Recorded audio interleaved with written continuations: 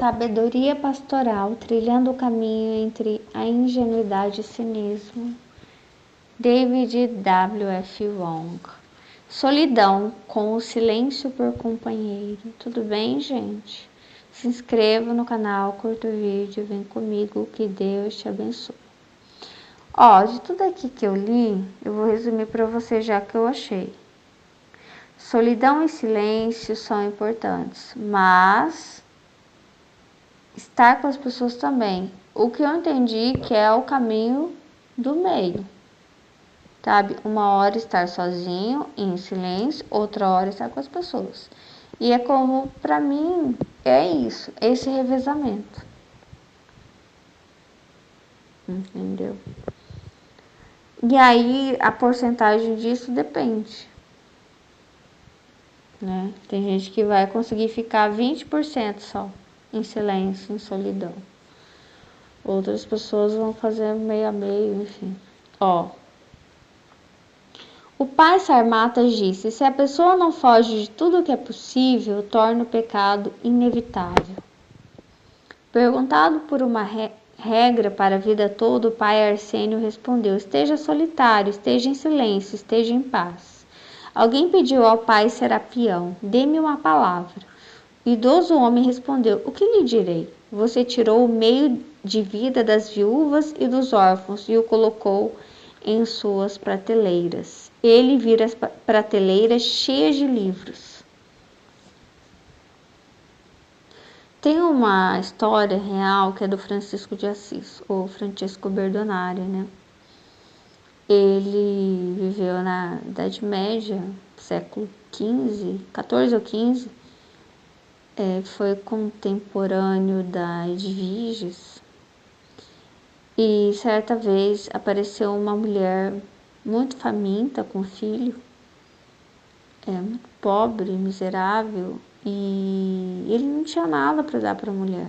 A única coisa que ele tinha de valor era um livro. E naquela época, como os livros eles eram escritos à mão pelos copistas, o livro valia muito dinheiro. E ele falou assim pro discípulo dele, né? Pega aquele... Ele lembrou, né? A gente tem aquele livro. Pega aquele livro e dá para ela. E aí o discípulo falou assim: não, mas você tá louco? Aquele livro para essa mulher. E outra, gente só tem esse livro é uma fortuna. Ué? E aí ele fala assim: mas qual é o sentido da gente ficar com esse livro se tem alguém passando necessidade, passa na nossa porta, nós somos discípulos de Jesus e nós vamos guardar esse livro? Não faz sentido nenhum, então, a nossa fé. E aí, eu me lembrei disso, porque assim, as prateleiras cheias de livros é o que Deus estava falando comigo. Os cursos, eles não mudam o país. O Brasil, o mundo está cheio de conhecimento, cheio de faculdades, de cursos, e não muda. O Brasil está cheio e não se torna melhor, porque é sobre a intenção. Aliás, o conhecimento ele gera até uma certa idolatria, e você vê que conhecimento ele gera mais e mais. Não é o conhecimento que gera isso, tá? É a idolatria daquele que conhece. Não é nem do conhecimento em si, talvez. É daquele que conhece. Na filosofia a gente fala que tem objeto e observador. A idolatria talvez do observador, que isso cria eu ia falar defasagem, não, a diferença social muito grande, né?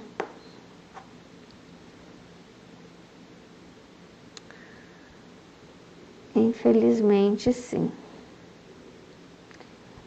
Uma das coisas que eu reparei lá no Japão, que eu acho, se não me engano, que as escolas são apenas públicas. Então, não tem essa diferença de escola, de uma escola para outra. Não tem diferença de um estudante de uma escola para o estudante de outra escola. Não tem. São todos iguais, preparados iguais para o futuro. E o Japão é um país de primeiro mundo. O Brasil é um país de terceiro mundo. Então, qual é a característica mais básica para mim entre um país de terceiro mundo e de primeiro? É a separação. É como se você estivesse andando assim e de repente tem um buraco. Pá, você cai. É essa a diferença. Você não cria o futuro para a diferença. Você cria para uma certa estabilidade. Entendendo que nós precisamos de todos os trabalhos, sejam os trabalhos braçais ou o trabalho que usa mais o estudo, o método científico, a mente, entendeu? E você dá poder e você dá independência para todos. Todos são importantes.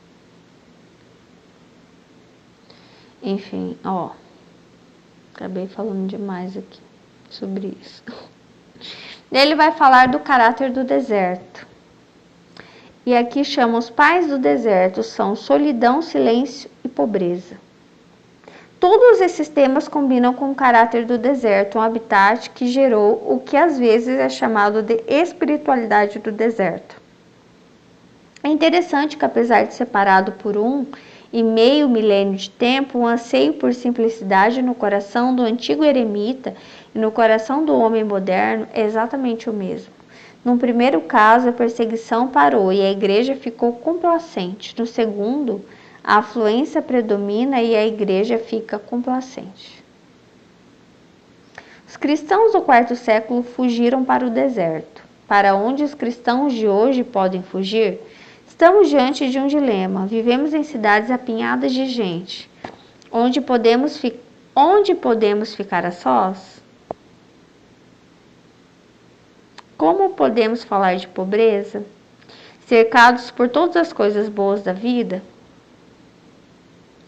Quando estudamos os ensinos dos santos do deserto, aprendemos também que a experiência do deserto acontece tanto dentro de nós como fora. Olha o que Moisés disse. Aquele que foge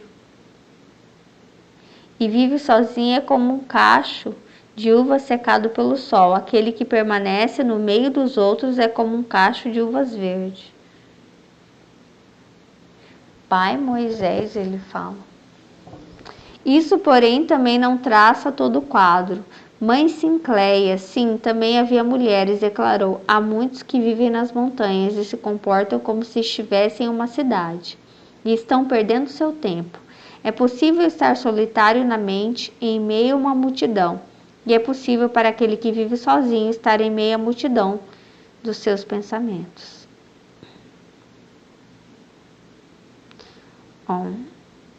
O pai Poemen aconselhou: obtém-se a vitória sobre todas as aflições que nos acometem, mantendo silêncio. Alguém pode parecer estar em silêncio, mas se seu coração está condenando outros, ele está falando sem parar. E pode haver outros que falam de manhã até a noite, e mesmo assim estão em silêncio genuíno. Isto é, não dizem nada que não seja aproveitável. O silêncio concerne não apenas aos lábios, se não vier do coração, não é silêncio de verdade. Aqui fala da vida ascética. Privações de comida, casamento, confortos, etc. Pai Euprépio disse: as coisas do corpo compõem-se de matéria. Quem ama o mundo, ama ocasiões em que pode cair. Por isso, se por acaso perdemos algo, temos de aceitar isso com alegria e gratidão, entendendo que fomos libertos de preocupação.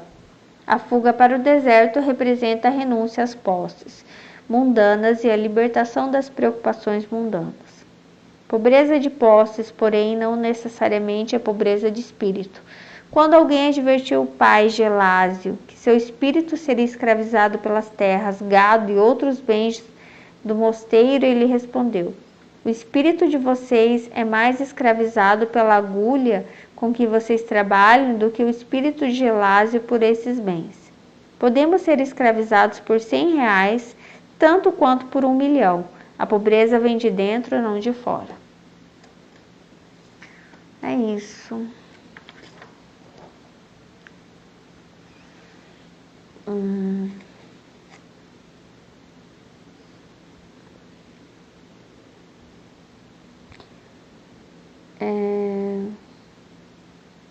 Isso aqui me lembra Paulo, sabe?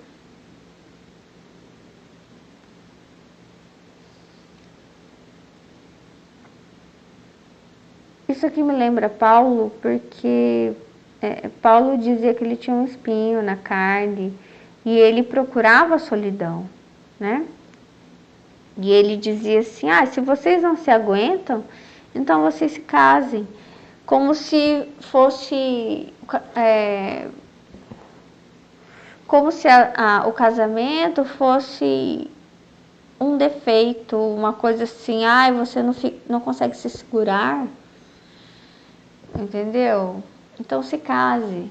Ele não vê como algo natural e bonito da vida, né? Ele vê como, nossa, você não sabe se segurar, você não sabe se comportar, sabe? Você não vê que isso é como se fosse um plano secundário de Deus, né? O Paulo, ele distorce um pouco as coisas em relação ao casamento, por exemplo, porque ele é como se ele colocasse que o primeiro plano de Deus é essa solidão, é esse silêncio, é uma busca por Deus na solidão, sem família, sem casamento, sem filhos. E o segundo plano, o plano B, aí sim, se vocês não se aguentam, se vocês não sabem ser fiéis a Deus, então vocês se casam, porque vocês não se aguentam, porque vocês querem pecar, então vocês se casem. Ele distorce as coisas, entendeu? E isso é muito ruim. E hoje eu estava lendo, eu peguei um livro de testemunho e a mulher fala assim, talvez depois eu trago para vocês, que ela viveu em um internato. E eu estava me lembrando do livro Ateneu. E isso me lembra Paulo, isso me lembra o quê? O início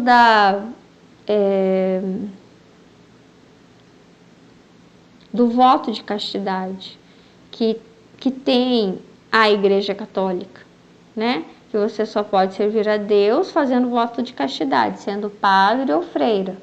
Então você não pode se casar.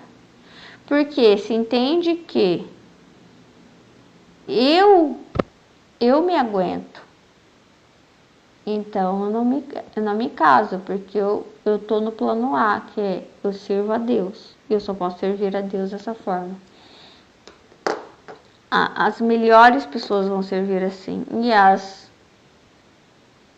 pessoas comuns, elas vão se casar, já que...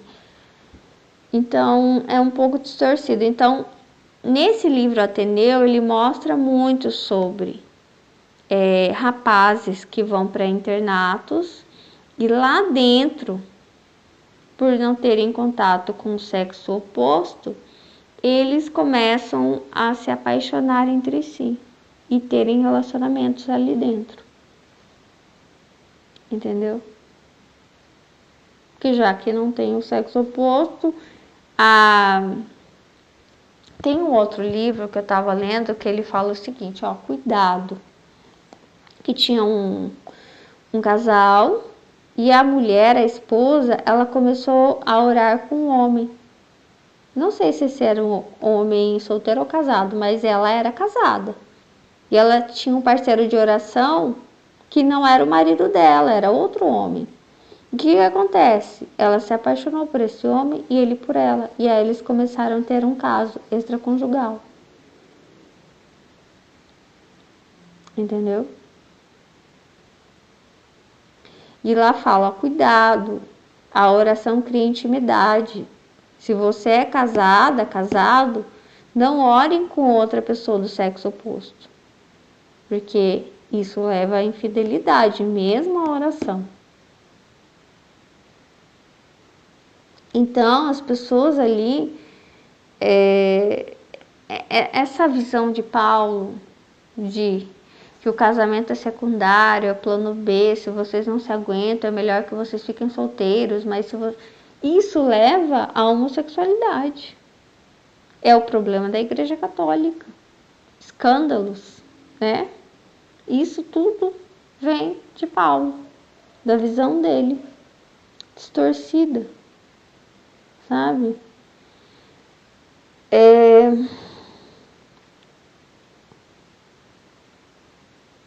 Aliás, a Igreja Católica teve muitos problemas também com abortos, né? Teve uma parede que ruiu, era cheia de fetos dentro, assim, escondidos. Deus prefere sempre a confissão dos pecados do que esconder as coisas. Esse esconder as coisas é muitas vezes eu me encontro num local, mas não estou com as vestes de santidade. E isso ninguém vai saber. Quem vai saber? É só o próprio Deus que sabe. Porque essa veste de santidade não é no corpo. Não é uma saia comprida lá no pé. Não adianta colocar a saia comprida lá no pé e a blusa de gola. Isso não engana Deus. Que Deus sabe. Entendeu? Não é a roupa. Não é a roupa. Não é o modo de sentar, o modo de andar, não é se usa batom vermelho, não usa batom, se pinta as unhas, não é. É a alma vestida com vestes santas. É invisível aos olhos e Deus sabe. Entendeu?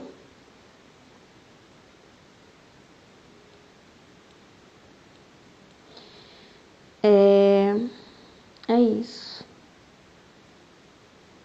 Então, assim... esse é o meu comentário de hoje. Então, eu acho que a solidão, ela é importante para você ter o seu relacionamento com Deus pessoal, a sua busca. Não só você ler o que Deus estava me falando, ore, clame, louve, cante, né? Ore pelas pessoas, clame pelas pessoas que você conhece, que você sabe. Eu sei que fulano está sofrendo com isso, fulano está sofrendo com aquilo. Tá. Vai clamando, vai orando, vai lembrando, vai, né, intercedendo.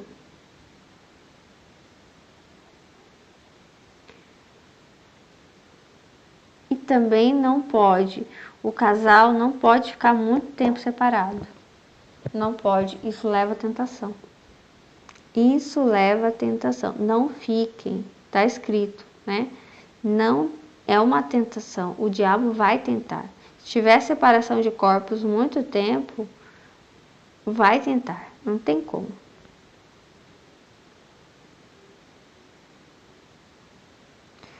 E a separação, essa de repente faz um propósito, né? O que fala, né? Que vocês têm que estar de mútuo acordo.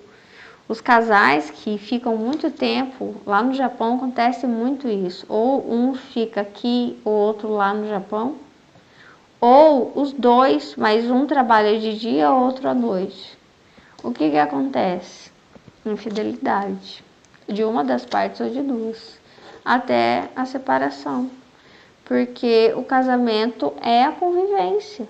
Sem convivência não há um casamento. É coabitar, é conviver. Né? É isso. É cumprir os votos, as obrigações. Tchau, Deus abençoe vocês.